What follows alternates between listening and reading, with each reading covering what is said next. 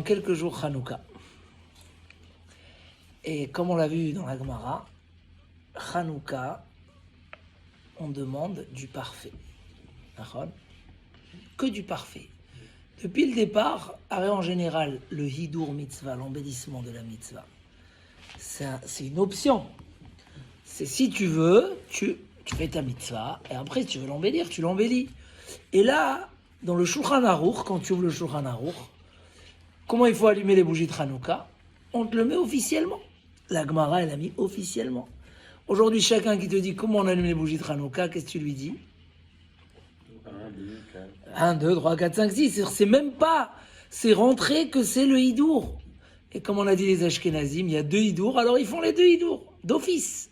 Le Rama, il a dit, nous on a le minhag d'allumer chacun de la maison, et chacun il augmente en fonction des jours. Pourquoi Hanouka, c'est comme ça? Je vous ai dit ce qui ramène le Shulchan Aruch, que mitzvah Hanouka, c'est une mitzvah très importante et il faut faire très très attention à elle. C'est pas marqué ça sur chaque mitzvah. Mitzvah chashuvay meod.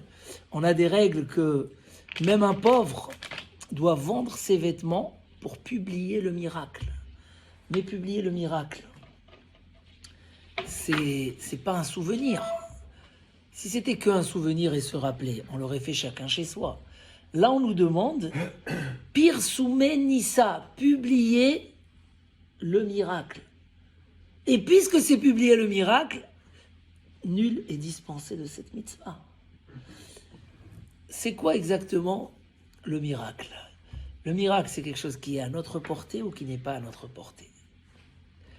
C'est quand même un miracle très très poussé.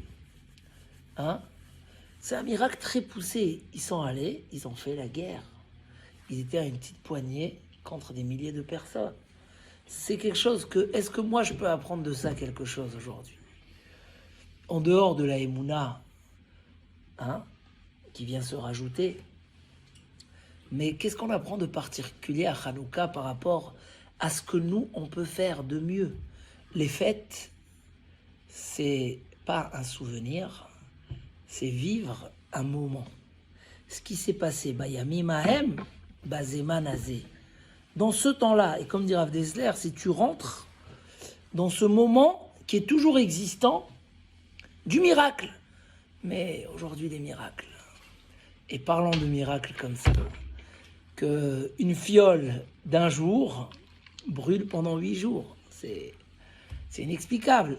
Donc quoi le miracle est proche à moi? Donc on peut penser à la foi qu'il faut avoir.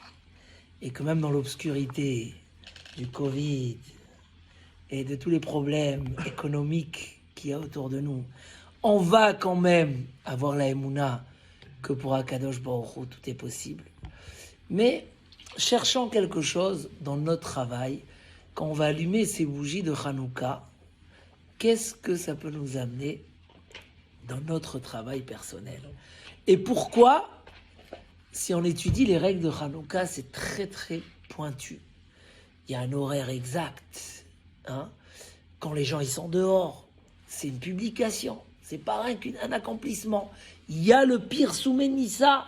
Il faut que les gens voient la Hanoukia. On l'allumait dehors à l'époque. Aujourd'hui à l'intérieur, mais il faut qu'il y ait quelqu'un de réveillé pour la voir. Il faut la faire avec du hidour. Et on te dit aussi, tu vas choisir quelle matière? L'huile d'olive, mitzvah minamoufrar. Alors aujourd'hui, on achète tout l'huile d'olive. C'est quoi le message? Il y a un très beau Rav Dessler sur Hanouka qui explique que quelque chose qui est profond chez l'homme et qui est pnimi, comment on va dire pnimi? Intérieur, ne s'arrête jamais. Ne s'arrête jamais. Quelque chose qui est juste extérieur, il a toutes les chances à s'arrêter très très vite. Par exemple, on dit que chaque mitzvah que les Bnei Israël ils ont pris sur eux, Bessimcha, avec joie, alors c'est resté toujours Bessimcha. Sur quoi c'est dit ça? Sur la Brit Mila, par exemple. La Brit Mila, puisque ça a été pris Bessimcha, c'est quoi Bessimcha? La Simcha, c'est uniquement quand il y a la shlemut, quand il y a la perfection des choses. Donc une mitzvah qu'on a pris sur nous et qu'elle est rentrée dans notre histoire et dans notre être, Bessimcha, et parfaitement et profondément, alors c'est une mitzvah qui ne s'arrête jamais. Donc la même chose, quelque chose qu'on essaye d'aller jusqu'au bout quand on le fait, qu'on a envie de le réussir et qu'on sent qu'on n'a pas le choix. Et on ne se donne pas le choix de le réussir ou pas. Alors c'est quelque chose qui va aller et qui va pousser, qui va fleurir, qui va grandir et qui va réussir. Mais quelque chose qu'on prend avec légèreté, pas beaucoup de chances de réussir. Et s'il dure, il dure pas longtemps. Il dit Rav Dessler, chaque fois où on nous a empêchés de faire une mitzvah, parce que Hanouka au final, on leur a interdit de faire les mitzvot. On leur a ouvert le Beth Amikdash. Vous pouvez plus, on a cassé les barrières. On leur a interdit le Shabbat, le Rosh Chodesh, la Brit Mila. C'est les 3 choses qu'ils ont voulu annuler à Hanouka. Donc, c'est pas de notre faute. Non. À tout mot, chaque fois où on nous a dérangé à faire une mitzvah, c'est parce que nous, on n'était pas intègres et complets dans la mitzvah. On s'est affaibli dans la mitzvah. On ne l'a pas pris assez au sérieux. C'est ça une mitzvah qu'on va t'interdire de la faire ou qu'on va t'empêcher de la faire. Comme écrit le Bach, pourquoi on leur a arrêté le Beth Amikdash ? Parce que eux, ils se sont relâchés dans la avoda du Beth Amikdash. Ça, c'est un yesod extraordinaire. Rav Dessler, il ramène même cette histoire de Rabbi Yossi ben Kisma, l'histoire qui est racontée dans les Maximes des Pères. Rabbi Yossi ben Kisma qui allait et qui rencontre un homme. Il allait dans la route, comme ça c'est marqué, mais à l'herba derer. Et il rencontre un homme. Cet homme, il lui dit Shalom, Shalom, toute la discussion là-bas dans la Mishnah où on ne comprend pas pourquoi tous ces détails.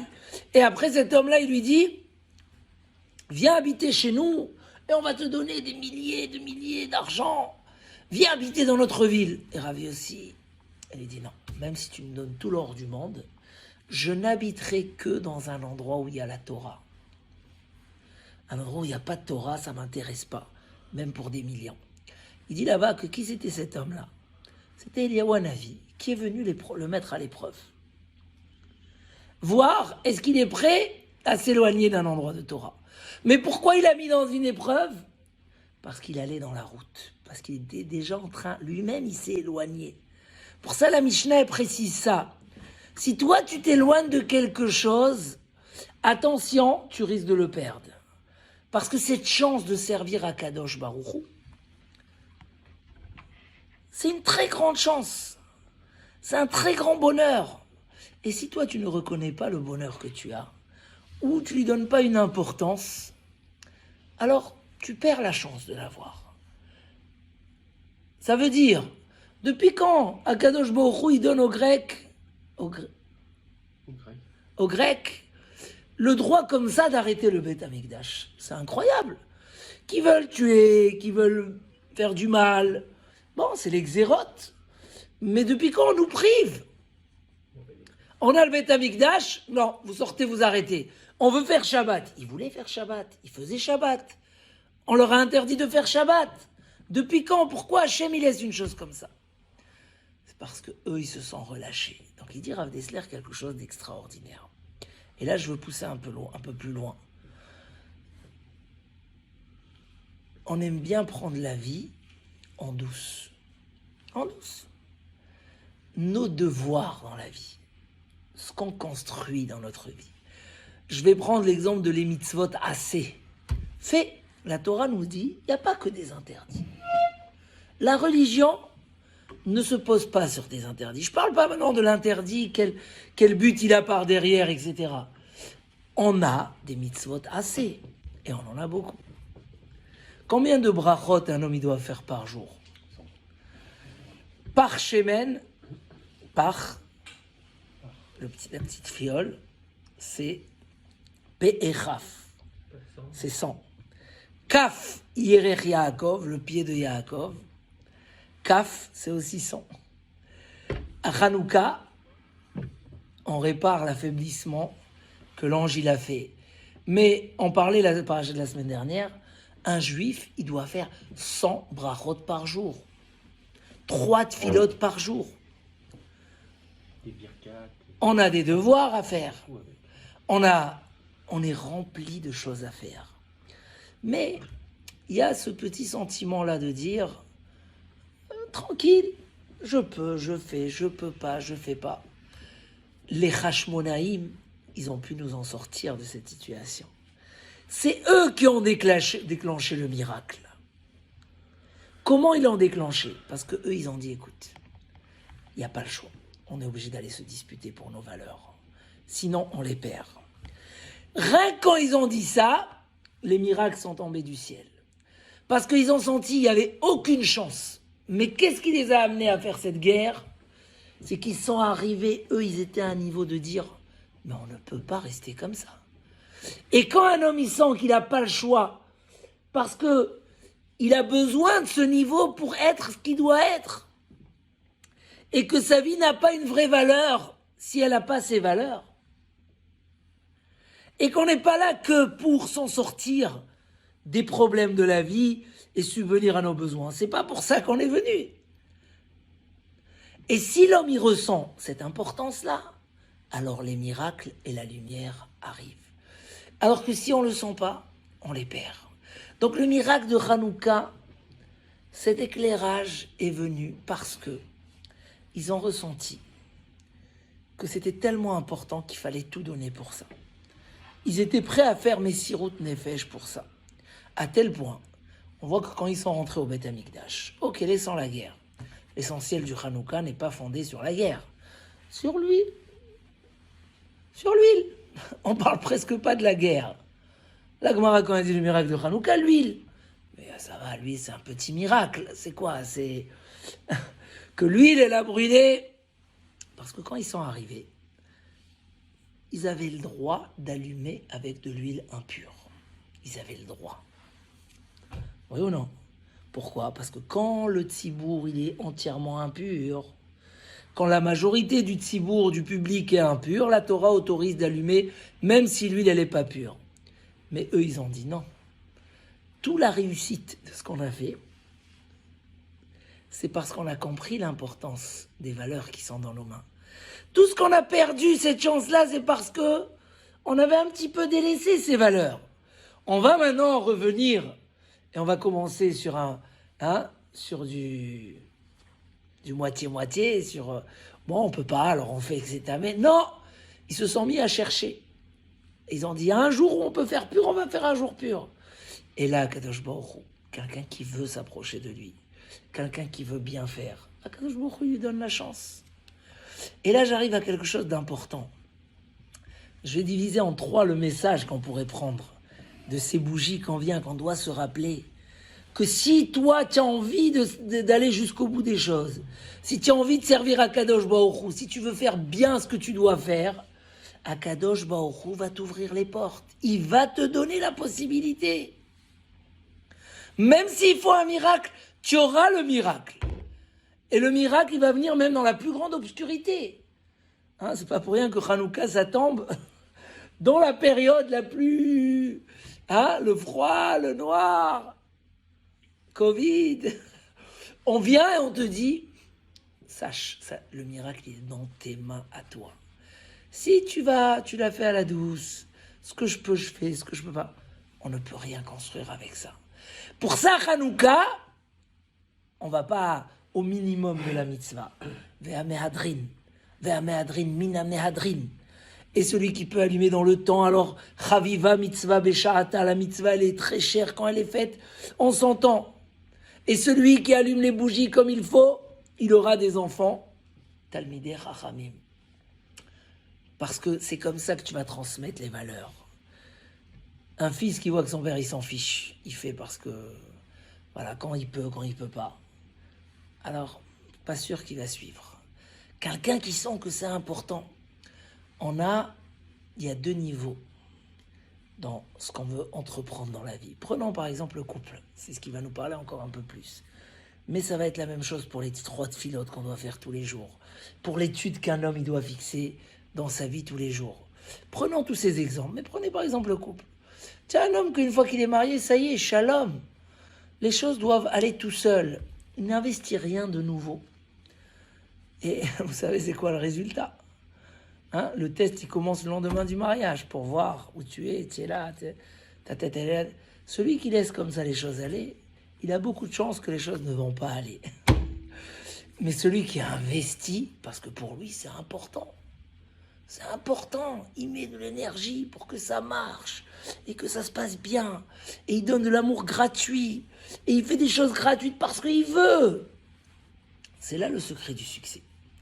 Il est là, il est présent. Il n'oublie pas qu'est-ce qu'il a par derrière. Allô, quand elle appelle en plein milieu de journée du travail. Ça va, laisse-moi tranquille, je suis en train de travailler, arrête de m'appeler. J'ai pas le temps pour toi. Quoi, c'est pour ça. Celui qui dit Vadaï.